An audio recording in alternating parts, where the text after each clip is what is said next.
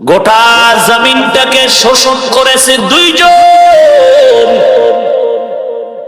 গোটা পৃথিবীকে শাসন করেছিলেন দুইজন। শাসন করে ইনসাফের মাধ্যমে, শোষণ করা হয় জুলুম করার মাধ্যমে। জমিনটারে শাসন করেছেন ইনসাফওয়ালা বাদশা দুইজন, পুরা জমিনটাকে শোষণ করেছিল জালেম দুইজন। জালেম একজন নমরুদ, আর একজন হলো বুখতে নসর, কেউ বলেছেন সাদ্দাত। মুসলমান দুজন শাসক, একজন পয়গম্বর সুলাইমান, আর একজন হলেন যুলকারনাইন। সুলাইমান নবীর দেশ শাসনের ঘটনা সূরা নামল 19 পারায় বিদ্যমান। যুলকারনাইনের দেশ পরিচালনার ঘটনা সূরা কাহফের মধ্যে বিদ্যমান। রে গোলাম, এই যুলকারনাইন ইন্তেকালের পূর্ব মুহূর্ত ভক্তদের বলে গেলেন, ও আমার ভক্তের দল, ইন্তেকালের পরে আমার জানাজা হয়ে যাবে। জানাজার পরে আমার লাশ নিয়ে কবর দেশে যখন যাইবা, তখন কাফনের ভেতর থেকে হাত দুটো বের করে মানুষের দেখায় নিয়ে যাই। বাদশা যুলকারনাইনের কথা মত ভক্তরা ইন্তেকালের পরে, জানাজার পরে কাফন থেকে দুটো হাত বের করে ঘুরাইয়া কবর দেশে নিয়ে যায়। দুনিয়াওয়ালারা ডাক দিয়া তাকায় দেখ, ওই দুনিয়ার পুরা ক্ষমতা পাওয়ার পরেও বান্দা লোভ সামলাইতে পারে নাই। এখনো হাত বিছায় কয়, আরো দাও, আরো দাও, আরো দাও। ইমানওয়ালারা ডাক দিয়ে কয়, না রে দুনিয়াদার বেঈমান, না না। বাদশা যুলকারনাইন গোটা দুনিয়ার মানুষকে উপদেশ দিয়ে গেলেন, এরে দুনিয়ার মানুষ, সারা দুনিয়ার ক্ষমতা আমি হাতের মধ্যে পাওয়ার পর আজ আমি খালি হাতে কবরে রওনা দিলাম। এ দুনিয়ায় সবই পর, কবর যে তোর আসল ঘর। এ দুনিয়ায় সবই পর, কবর যে তোর আসল ঘর। কেমনে সেথায় থাকবি পরে, শুধুই মাটির বিছানা।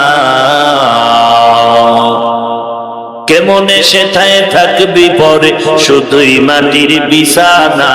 চিন্তা করে দেখো না, কবরে কি যাইবা নাম। চিন্তা করে দেখো না, কবরে কি যাইবা না। যেই কবরে আল্লাহ সারা বন্ধু কেহ থাকবে না। যেই কবরে আল্লাহ সারা বন্ধু কেহ থাকবে না।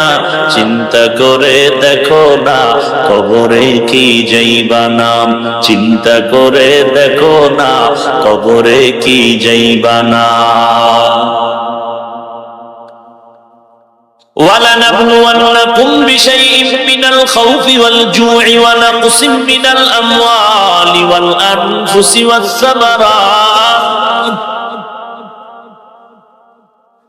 ওরে বান্দা, আমি তোমাদের দুনিয়ায় পাঠিয়েছি বিনা কারণে নয়। তোমার পেছনে শক্তিশালী আসমান খেদমত করে, জমিন খেদমত করে, বাঘ গোলামি করে, মাছ গোলামি করে, বাতাস গোলামি করে, পানি তোমার গোলাম। অথচ আমি আল্লাহ তোমার পেছনে তো বড় বড় শক্তিশালী চাঁদ সূর্য গোলাম বানায় দেওয়ার কি কারণ? কেন তোমার চাঁদ তোমার গোলামি করে, সূর্য গোলামি করে, আসমান গোলামি করে? এর পেছনে কারণ কি? তুমি বন্দুক দিয়া গুলি মেরে আসমানটারে ফাটায় দিবা, পারবা না রে বাবা। তাহলে কেন গোলামি করে? তুমি শক্তিশালী এই জন্য। আল্লাহ বলেন না, তোর কোনো শক্তি নাই। ওয়া খুলিকাল ইনসানু যায়ীফা। মানুষের মতো যায়ীফ ও দুর্বল পৃথিবীতে আর কেউ নাই। বলে আল্লাহর বানানো একটি ক্ষুদ্রতম পিপিলিকার কাছেও মানুষ বড় দুর্বল। মানুষের ফ্যাক্টরি থেকে নিজ হাতে বানানো 2 টাকা দামের বেলেটের কাছেও মানুষ বড় দুর্বল। মানুষের মতো দুর্বল আর কেউ নাই। ওরে দুর্বল মানুষ, সামনে হালকা সামনে, বাস।